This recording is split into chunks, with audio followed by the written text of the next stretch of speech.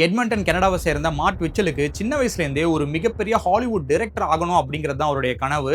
ஆனால் கனடாவில் இதுக்கான ஒரு ஸ்கோப் இல்லாததுனால ஸ்கூலிங்கை முடிச்சதுக்கப்புறம் ஒரு ஆர்ட்ஸ் காலேஜில் போயிட்டு அவர் ஜாயின் பண்ணுறாரு. 2007 கிராஜுவேஷனுமே முடிக்கிறாரு. அங்கே கற்றுக்கிட்ட விஷயம், அவர் எழுதின ஸ்கிரிப்ட்ஸ் எல்லாம் வச்சு சின்ன சின்ன ஷார்ட் ஃபிலிம்ஸ் அவர் எடுக்கிறாரு. அந்த ஷார்ட் ஃபிலிம்ஸை அவருடைய ஃப்ரெண்ட்ஸு, ஃபேமிலி சர்க்கிளுக்கும் ஷேர் பண்ணுறாரு. அவங்கெல்லாம் பார்த்துட்டு இது நல்லா இருக்குது அப்படின்னு மட்டும் தான் சொல்கிறாங்களே தவிர அவருக்கு ஒரு பெரிய ரீச் ஒன்றும் கிடைக்கல. கொஞ்சம் கொஞ்சமாக மார்க்குடைய மூவி மேக்கிங் அப்படின்ற அந்த கனவு அப்படியே டல் ஆயிட்டே வருது. பின்னாடி 2007 தான் அவருடைய மிகப்பெரிய பிரேக் த்ரூ வருஷமா இருக்குது. ஆரம்ப காலத்துல இருந்தே மார்க் விச்சல் ஸ்டார் வார்ஸ் மூவிஸோட மிகப்பெரிய ஒரு ஃபேன். அந்த வருஷம் ஸ்டார் வார் மூவிக்கு ஒரு ப்ரீக்வல் எழுதலாம் அப்படின்னு சொல்லிட்டு நிறைய எஃபோர்ட் போட்டு ஒரு ஸ்கிரிப்ட் எழுதுறாரு. அந்த ஸ்கிரிப்டை அவருடைய ஃப்ரெண்ட்ஸ் அண்ட் ஃபேமிலி சர்க்கிள்லாம் ஷேர் பண்றாரு. அவங்க எல்லாம் படிச்சு பார்த்துட்டு இந்த ஸ்கிரிப்ட் ரொம்பவே நல்லா இருக்குது, கண்டிப்பா இதை ஒரு மூவியா நீ எடுக்கணும் அப்படின்னு சொல்றாங்க.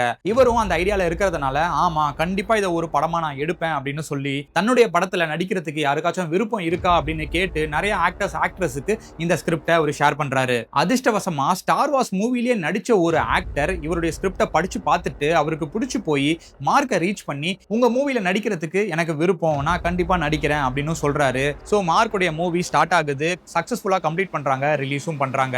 ஓரளவுக்கு அந்த மூவி நல்லாவும் ஓடுது. மார்க் விச்சல் ஒரு நல்ல டைரக்டர் அப்படிங்கிற ஒரு பேரும் கிடைக்குது.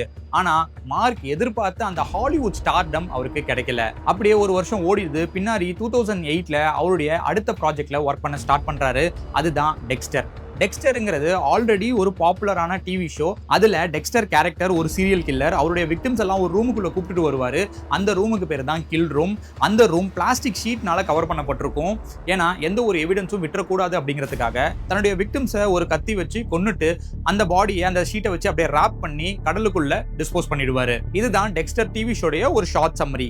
இந்த ஸ்டோரியை இன்ஸ்பிரேஷனா வச்சுக்கிட்டு ஒரு ப்ராஜெக்ட் பண்ணலாம் அப்படின்னு தான் மார்க் டிசைட் பண்றாரு. ஆனா கற்பனை கதையா இல்லாம ரியல் லைஃப்ல நடந்த ஈவென்ட்ஸை வச்சு தன்னுடைய மூவி இருக்கணும் அப்படின்னு டிசைட் பண்றாரு. அந்த டைம்ல எட்மண்டன் கில்லர் அப்படின்ற ஒரு உண்மையான சீரியல் கில்லர் அந்த இடத்துல பல கொலைகளை பண்ணிட்டு இருந்தான். போலீஸ் கிட்ட மாட்டாமலும் இருந்தான். சோ எட்மண்டன் கில்லர் இது வரைக்கும் என்னென்னலாம் பண்ணியிருக்கான், அவனுடைய பேட்டர்ன் என்ன அப்படின்னு சொல்லிட்டு அவனை பத்தி நிறைய இன்ஃபர்மேஷன் மார்க் கலெக்ட் பண்ணாரு. அவர்கிட்ட எல்லா இன்ஃபர்மேஷனும் இருக்கு அப்படின்ற ஒரு சிச்சுவேஷன் வரும்போது ஒரு ஃபுல் மூவி ஸ்கிரிப்டை எழுதுறாரு. அது டிராஃப்ட் வெர்ஷனா இருக்கும் பொழுது எப்படியோ வெளியே லீக் ஆயிடுது. அதை படிச்சு பார்த்த எல்லாருமே ரொம்பவே ஷாக் ஆயிடுறாங்க. நிறைய கான்ட்ரோவர்சிஸ் வருது. பின்னாடி போலீஸ் கிட்டயும் அந்த ஸ்கிரிப்ட் மாட்டுது. அவங்களும் படிச்சு பார்த்துட்டு இமிடியேட்டா மார்க்கை ரீச் பண்ணி எந்த ஒரு காலகட்டத்திலையும் இந்த ஒரு ஸ்கிரிப்டை நீங்க மூவியா எடுக்கவும் கூடாது, அதை ரிலீஸும் பண்ணக்கூடாது அப்படின்னு வார்ன் பண்ணிட்டு அந்த இடத்துல இருந்து போயிடுறாங்க. அப்படி அந்த ஸ்கிரிப்ட்ல என்னதான் இருந்துச்சு அப்படிங்கறத தான் இன்னைக்கு நம்ம வீடியோல பார்க்க போறோம். வீடியோக்குள்ள போறதுக்கு முன்னாடி நம்மளுடைய ஹிடன் ஈமோஜி சேலஞ்சோடைய லாஸ்ட் வீக் வின்னர் ஜாசி 7098 அவர் மட்டும் இல்லாம இன்னொரு 4-5 பேர் வந்துட்டு கரெக்டான டைமை கமெண்ட் பண்ணியிருந்தீங்க. அவங்களுடைய நேம்ஸை ஸ்கிரீன்ல மென்ஷன் பண்ணியிருக்கேன். கமெண்ட் பண்ண எல்லாருக்குமே ரொம்பவே நன்றி. அதே போல இன்னைக்கு வீடியோல ஒரு ஈமோஜி இல்ல, மொத்தம் 5 ஹிடன் ஈமோஜிஸ் இருக்குது. அதுல கடைசி ஈமோஜி ரொம்பவே கஷ்டமா இருக்கும், முடிஞ்சா கண்டுபிடிங்க. So without any further delay வீடியோக்குள்ள போலாம்.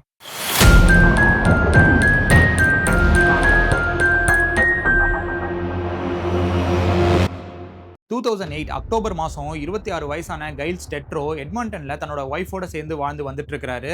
கசினோல ஒரு செக்யூரிட்டி கார்டா அவர் வேலை பார்த்துட்டு இருக்காரு. ஒரு சின்ன பிரச்சனையில கைல்ஸோட ஒய்ஃப் அவரை விட்டுட்டு போயிடுறாங்க. எப்பவுமே டிப்ரெஷன்ல தனிமையிலே தான் அவர் இருப்பாரு. அக்டோபர் 3ஆம் தேதி கைல்ஸ் அவருடைய வேலையெல்லாம் முடிச்சுட்டு வீட்டுக்கு ரிட்டர்ன் வராரு. அப்போ ஓகே, நம்ம ஒய்ஃப் வந்து நம்மளை விட்டுட்டு போயிட்டாங்க, திரும்பி வரப்போறது இல்ல, நம்மளுடைய லைஃபை நாம தான் பார்த்துக்கணும், நம்மளுக்கு ஒரு பார்ட்னரை நம்ம தேடிக்கலாம் அப்படின்னு யோசிக்கிறாரு. அதனால இமீடியட்டா போயிட்டு ஒரு டேட்டிங் சைட்டை ஓபன் பண்றாரு. அவருக்கு ஒரு ப்ரொஃபைலையும் கிரியேட் பண்ணி போட்டோவையும் ஆட் பண்றாரு.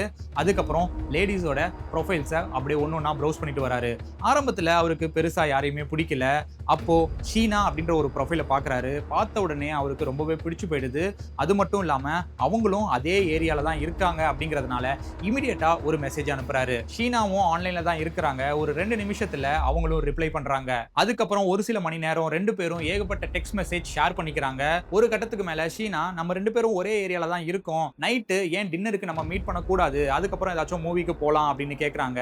கைல்ஸுக்கு இதை படிச்சோன்னே ரொம்பவே எக்ஸைட் ஆயிடுது. கண்டிப்பா நம்ம மீட் பண்ணலாம், உன்னுடைய அட்ரஸை நீ ஷேர் பண்ணு, நான் உன்னை பிக்கப் பண்ணிக்கிறேன் அப்படின்னு கேட்குறாரு. அதுக்கு ஷீனா, இந்த மாதிரி டேட்டிங் சைட்ல என்னுடைய அட்ரஸை ஷேர் பண்றதுக்கு எனக்கு கம்ஃபர்டபுளா இல்ல, ஆனா என்னுடைய வீட்டுக்கு வரதுக்கான டைரக்ஷன்ஸை நான் உனக்கு ஷேர் பண்றேன், அந்த டைரக்ஷன்ஸை நீ பக்காவா ஃபாலோ பண்ணி வந்தனா என்னுடைய வீட்டுக்கு பின்னாடி வந்துடலாம், அங்க ஒரு கராஜ் இருக்கும், அந்த கராஜோடைய ஷட்டரை நான் பாதி ஓபன் பண்ணி வச்சிருக்கிறேன், அதுக்குள்ள வந்து கராஜோட எக்ஸிட் டோருக்கு வெளியே வந்தனா என்னுடைய வீட்டுக்கு பின்னாடி இருக்கக்கூடிய இடத்துக்கு நீ வந்துடலாம், அங்க ஒரு ஸ்டெப்ஸ் இருக்கும், அதை ஏறி வந்தனா என்னுடைய வீட்டுடைய பேக் டோர் கிட்ட நான் உன்னை மீட் பண்றேன் அப்படின்னு சொல்றாங்க. இந்த மெசேஜை படிச்ச உடனே கைல்ஸுக்கு ரொம்பவே கன்ஃபியூஸ்டா இருக்குது.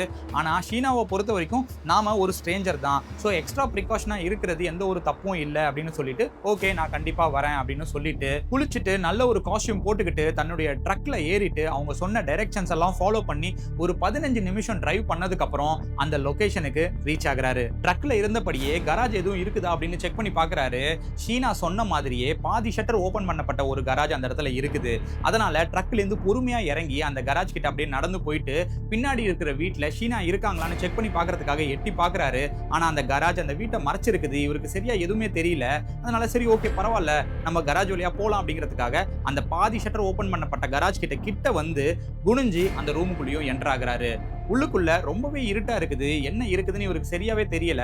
ஆனா பகல் வெளிச்சம் கொஞ்சம் உள்ள வரதுனால ஓரளவுக்கு அவர் பாக்குறாரு. அந்த ரூம் முழுக்க பிளாஸ்டிக் ஷீட்னால கவர் பண்ணப்பட்டிருக்குது. இது எதுக்கு இருக்கு அப்படின்னு அவருக்கு ஒண்ணுமே புரியல, ரொம்பவே கன்ஃபியூஸ்டா இருக்குது. ஆனா அதை பத்தி அவரு பெருசாவும் கண்டுக்கல. அந்த ரூம்ல இருந்து வெளியே போகலாம் அப்படிங்கிறதுக்காக நேரா நடக்கிறாரு.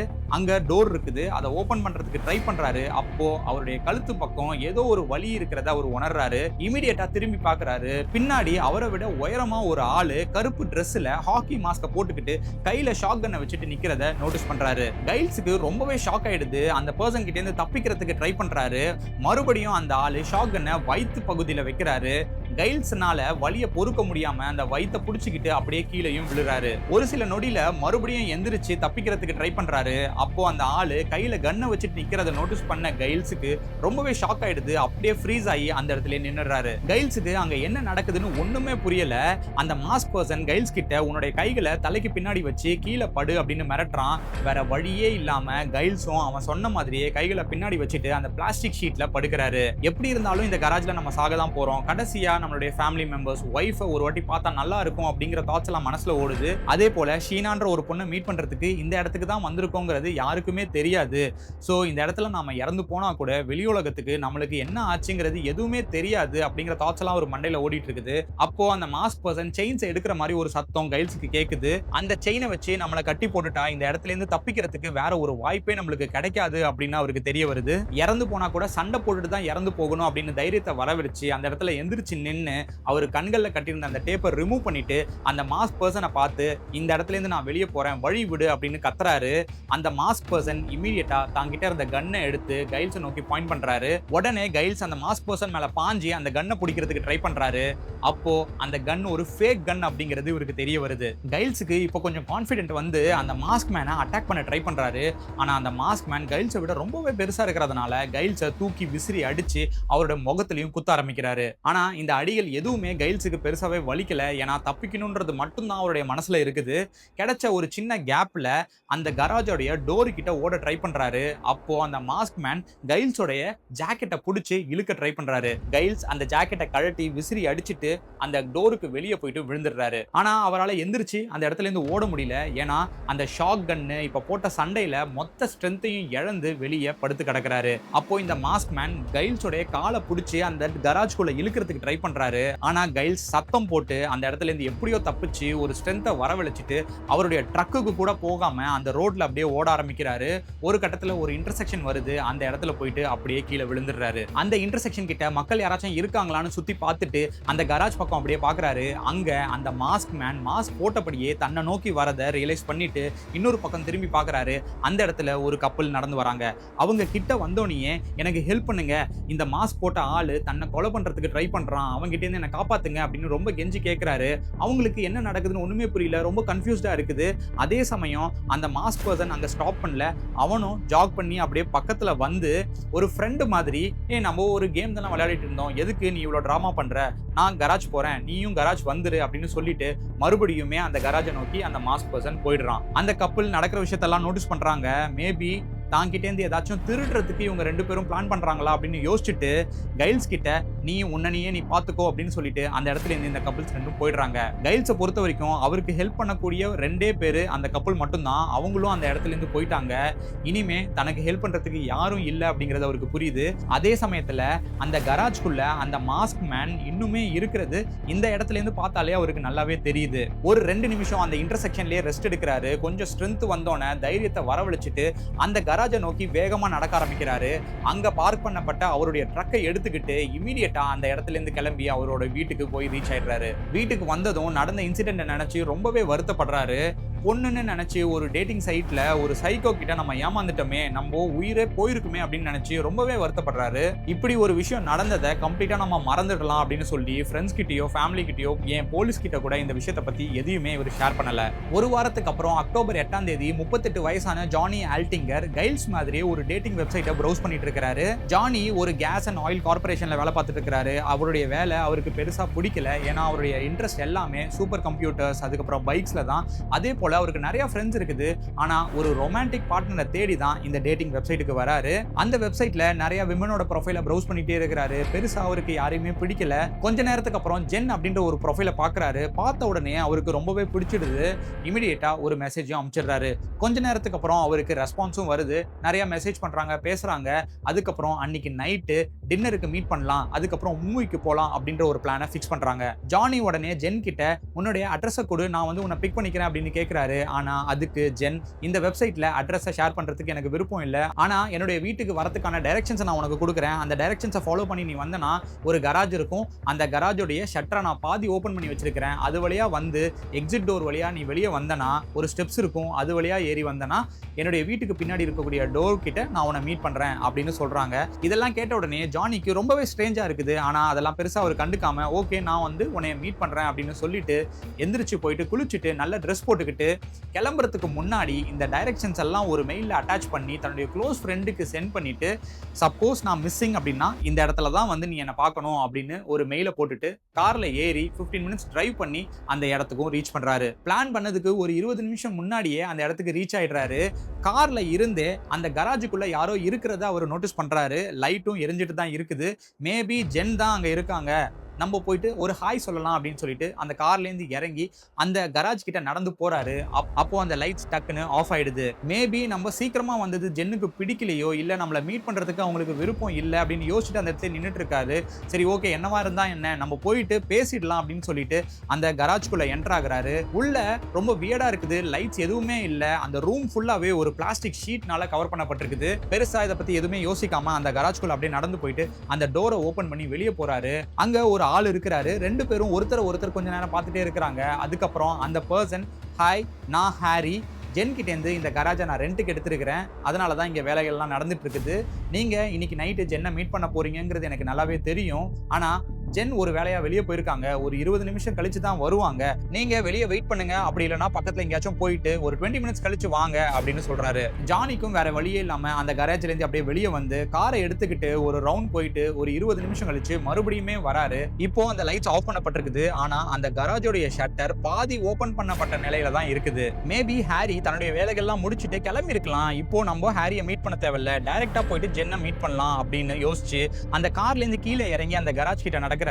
அந்த பாதி ஓபன் பண்ண ஷட்டர் கீழே குனிஞ்சு அந்த ரூமுக்குள்ளேயும் போறாரு. அந்த ரூம் இருட்டா தான் இருக்குது. பிளாஸ்டிக் ஷீட்ஸ் எல்லாம் இருக்குது. அதெல்லாம் தாண்டி அப்படி நடந்து போறாரு. அப்போ சடனா அவருடைய தலையில யாரோ அடிக்கிற மாதிரி ஒரு வலி வலிக்குது. தன்னுடைய கைகளை தலையில வச்சுக்கிட்டு யாருன்னு திரும்பி பாக்குறதுக்காக திரும்புறாரு. அப்போ அந்த இருட்டுல யாரோ ஒருத்தர் நிக்கிறத நோட்டீஸ் பண்றாரு. சரியா தெரியல, அதனால கண்ணை கசக்கிட்டு மறுபடியும் பாக்குறாரு. கொஞ்ச நேரத்துக்கு முன்னாடி மீட் பண்ண ஹாரி தான் மெட்டல் ரோட வச்சுட்டு அந்த இடத்துல நிக்கிறான் அப்படிங்கறத நோட்டீஸ் பண்ண ஜானி தன்னை காப்பாத்துங்க அப்படின்னு சொல்லிட்டு கத்த ஆரம்பிக்கிறாரு. உடனே ஹாரி தான் கிட்ட இருக்கிற மெட்டல் ரோட வச்சு பல வாட்டி ஜானியோட தலையில அடிக்க ஆரம்பிக்கிறான். கொஞ்ச நேரத்துல அவர் அப்படியே கீழே விழுந்துடுறாரு. ஆனா இன்னும் மயக்கமாகல. இப்போ ஜானி என்னை விட்டுடு, உனக்கு நான் என்ன வேணாலும் தரேன், நிறைய பணம் தரேன் அப்படின்னு கெஞ்சி கேட்க ஆரம்பிக்கிறாரு. அதுக்கு ஹாரி சிரிச்சுக்கிட்டே உன்னை நான் வெளியே விட்டா போலீஸ் கிட்ட என்னை பத்தி நீ சொல்ல மாட்டியா அப்படின்னு கேட்கிறாரு. ஜானி பதில் சொல்றதுக்கு முன்னாடியே மெட்டல் ராட வச்சு இன்னொரு வாட்டி தலையில அடிக்கிறதுக்கு ட்ரை பண்றாரு. ஆனா இந்த வாட்டி ஜானி அந்த மெட்டல் ராட ஸ்ட்ராங்கா பிடிச்சிடுறாரு. கைல்ஸ் மாதிரியே ஜானியும் ஃபைட் பண்ணிட்டே இருக்கானே அப்படின்னு யோசிச்சு தாங்கிட்ட இருந்த அந்த ஹண்டிங் நைஃபை எடுத்து ஜானி கிட்ட காட்டுறாரு. அதை பார்த்த உடனே பயத்துல அந்த ராடை விட்டுட்டு ஒரு ஸ்டெப் பின்னாடி போறாரு. ஒரு டிபிக்கலான சீரியல் கில்லர் தன்னுடைய விக்டிம் கிட்ட எப்படி எல்லாம் விளையாடுவாங்களோ அந்த மாதிரி அந்த கத்தியை வச்சு ஜானி கிட்ட விளையாடிட்டு ஒரு கட்டத்துல ஜானியோட ஷோல்டரை பிடிச்சி அந்த கத்தியை வச்சு அவருடைய வயித்துல குத்துறான். வலியில அப்படியே கீழே விழுந்துடுறாரு. அதுக்கப்புறம் அந்த கத்தியை எடுத்து ஜானியோடைய கழுத்துலயும் குத்துறான். கொஞ்ச நேரத்துல ஜானி அப்படியே இறந்துடுறாரு. அதுக்கப்புறம் அந்த எவிடன்ஸ், பிளாஸ்டிக் ஷீட்ஸ், அவருடைய பாடி எல்லாத்தையும் சேர்த்து கலெக்ட் பண்ணிக்கிட்டு ஹாரி அவனுடைய கார்ல இதெல்லாம் எடுத்துக்கிட்டு கடல்ல போயிட்டு இதை டிஸ்போஸும் பண்றான். இந்த பாயிண்ட்ல டைரக்டர் மார்க் விச்சலுடைய ஸ்கிரிப்ட் அப்படியே அப்ரப்டா ஸ்டாப் ஆயிடுது. அதுக்கு ஒரு காரணமும் இருக்குது. அந்த எக்ஸாக்ட் காரணத்துக்காக தான் போலீஸ் இந்த ஸ்கிரிப்டை படிச்ச உடனே இமீடியட்டா மார்க்கை ரீச் பண்ணி இந்த ஸ்கிரிப்டை நீங்க படமா எடுக்கவே கூடாது அப்படின்னு வார்ன் பண்றாங்க. ஜானி ஜென்னை மீட் பண்றதுக்கு முன்னாடி சப்போஸ் நான் மிஸ்ஸிங்னா இந்த இடத்துக்கு இந்த பர்சனை தான் நான் பார்க்க போறேன், இதுதான் அந்த டைரக்ஷன்ஸ் அப்படின்னு சொல்லி ஒரு மெயில தன்னுடைய ஃப்ரெண்டுக்கு அனுப்பியிருப்பாரு. ஜானி மிஸ்ஸிங் அப்படின்னு தெரிஞ்ச உடனே அவருடைய ஃப்ரெண்டு இந்த டீடைல்ஸ் எல்லாம் எடுத்துக்கிட்டு போலீஸை மீட் பண்ணி எல்லாத்தையுமே சொல்றாரு. அந்த டைரக்ஷன்ஸையும் ஷேர் பண்றாரு. போலீஸ் இமீடியட்டா அந்த டைரக்ஷன்ஸை ஃபாலோ பண்ணி அந்த கராஜ் கிட்ட வராங்க. அந்த கராஜோட ஓனர் யாருன்னு செக் பண்றாங்க. அது ஷீனாவோ இல்ல ஜென்னோ இல்ல ஹாரியோ கிடையாது. அந்த கராஜோட ஓனர் அப்கமிங் டைரக்டரான மார்க் விச்சல். ஆனா இந்த பாயிண்ட் வரைக்கும் மார்க் போலீஸ்க்கு ரொம்பவே கோஆபரேட் பண்றாரு. கேட்ட எல்லா கேள்விக்கும் பதில் சொல்றாரு. அந்த கராஜையும் செக் பண்ண அலோ பண்றாரு. அந்த கராஜ்குள்ள செக் பண்ணி பாக்குறாங்க. எந்த ஒரு எவிடன்ஸுமே கிடைக்கல. அது மட்டும் இல்லாம இந்த கராஜை நான் மட்டும் ஆக்சஸ் பண்ணல, என்ன தாண்டி இன்னும் நிறைய பேர் ஆக்சஸ் பண்ணிட்டு இருக்காங்க அப்படிங்கிற ஒரு பதிலையும் கொடுக்குறாரு. அதுக்கப்புறம் போலீஸ் மார்க்குடைய லேப்டாப்பை செக் பண்ணி பாக்குறாங்க. அதுல ஒரு ஃபைல் ஹிட்டனா இருக்குது. அந்த ஹிடன் ஃபைலை ஓபன் பண்ணி பார்க்கறாங்க. எஸ்கே கன்ஃபெஷன்ஸ் அப்படின்ற ஒரு டைட்டில்ல ஒரிஜினல் ஸ்கிரிப்ட் இருக்குது. அந்த ஒரிஜினல் ஸ்கிரிப்ட்ல எக்ஸாக்ட் மைன்யூட் டீடைல்ஸ்ல இருந்து விக்டிமோட பேர் எல்லாமே மென்ஷன் பண்ணப்பட்டிருக்குது. அதெல்லாமே போலீஸ் படிச்சதுக்கு அப்புறமா எட்மண்டன் கில்லர் யாரு அப்படிங்கறத அவங்க கண்டுபிடிச்சிடுறாங்க. இன்னொரு பக்கம் ஜானியோட இன்சிடென்ட் எல்லாமே டிவில பப்ளிஷ் ஆகுது. அந்த நியூஸை கைல்ஸ் பார்க்கறாரு. அதை பார்த்த உடனே தைரியத்தை வளவழிச்சிட்டு போலீஸை மீட் பண்ணி எனக்கும் இந்த மாதிரி தான் நடந்துச்சு அப்படின்னு சொல்லி எல்லா டீடைல்ஸையும் கொடுக்குறாரு. போலீஸ் கிட்ட கைல்ஸ் கொடுத்த இன்ஃபர்மேஷனும் எஸ்கே கன்ஃபெஷன்ல மென்ஷன் பண்ண டீடைல்ஸும் எக்ஸாக்ட்டா 100% மேட்ச் ஆகுது. ஏன்னா கைல்ஸ் அட்டாக் பண்ணப்போ மார்க் விச்சல் அந்த ரூமுக்குள்ள தான் இருந்திருக்கணும். அப்படின்னா மார்க் விச்சல் தான் எட்மண்டன் கில்லர். ஒரு அத்தன்டிக்கான ரியல் லைஃப் இன்சிடென்ட்ஸை பேஸ் பண்ணி ஒரு சீரியல் கில்லர் மூவி எடுக்கணுங்கிறது ஒரு அப்சஷனா இருக்குது. அப்படி எடுத்தா மட்டும்தான் அந்த ஹாலிவுட் ஸ்டார்டம் அவருக்கு கிடைக்கும் அப்படிங்கறத அவரு நம்ப ஆரம்பிக்கிறாரு. அதனாலதான் அவரே ஒரு சீரியல் கில்லரா மாறுறாரு. அந்த ஒரு காரணத்தினாலதான் அவருடைய ஸ்கிரிப்டுக்கு பேருமே எஸ்கே கன்ஃபெஷன்ஸ்னு வச்சிருக்காரு, which is serial killer confession. பின்னாடி இன்வெஸ்டிகேஷன்ல மார்க்குடைய ஃபேமிலி கார்ல ஜானியோட பிளட் இருக்கிறது ப்ரூவ் பண்ணப்படுது. மார்க் யூஸ் பண்ண வெப்பன்ஸும் அதுல கண்டுபிடிக்கிறாங்க. அதனால 2008 அவரை அரெஸ்டும் பண்றாங்க. மார்க்குக்கு லைஃப் சென்டென்ஸும் கொடுத்துறாங்க. பின்னாடி 2010ல தன்னை டிஃபெண்ட் பண்றதுக்காக ஜானி இறந்தது ஒரு ஆக்சிடென்ட் அப்படின்னும் எஸ்கே கன்ஃபெஷன் ஸ்கிரிப்ட்ல எழுதின மாதிரி ஜானியோட பாடியை கடல்ல டிஸ்போஸ் பண்ணல அப்படின்னும் அது எங்க இருக்கு அப்படிங்கறத ஒரு ரூட் மேப் போட்டும் கொடுக்கறாரு. போலீஸ் அந்த இடத்துக்கு போயிட்டு ஜானியோட ரிமைன்ஸை கலெக்ட் பண்ணி அவங்க ஃபேமிலி கிட்டயும் ஒப்படைக்கிறாங்க. இதுதான் ஒரு ஹாலிவுட் டைரக்டர் டர்ன் சீரியல் கில்லருடைய ஸ்டோரி.